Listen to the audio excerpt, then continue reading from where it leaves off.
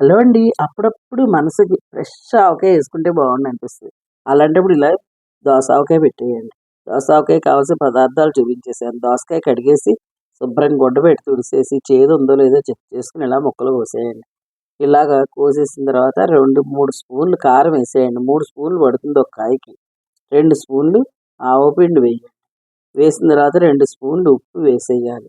2 స్పూన్లు ఉప్పు వేసిన తర్వాత కొంచెం వెల్లిపాయ రెబ్బలేసి, కొంచెం మెంతులు, జీలకర్ర, పసుపు, 2 నిమ్మకాయలు ఇలా జ్యూస్ తీసి పోసేయండి. ఒక 7, 8 స్పూన్లు ఆయిల్ పడుతుంది అంతే. నేను నువ్వుల నూనె ఏసాను. ఎంతో ఆయిల్ కూడా పట్టేది. అంతే ఇలా శుభ్రంగా కలిపేసుకొని, ఉప్పు చూసుకొని ఇలాగ అదిమిపెట్టి పెట్టేయండి. తెల్లారేటప్పటికి ఊటొస్తుంది. ఎంత ఊట రావాలంటే అంత ఊటొస్తుంది. ఆవకాయని మించిపోయి ఉంటుంది.